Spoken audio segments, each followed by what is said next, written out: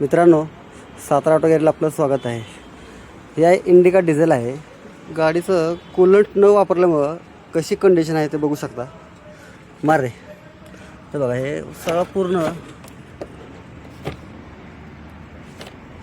पूर्ण गाडीत गंजच आहे.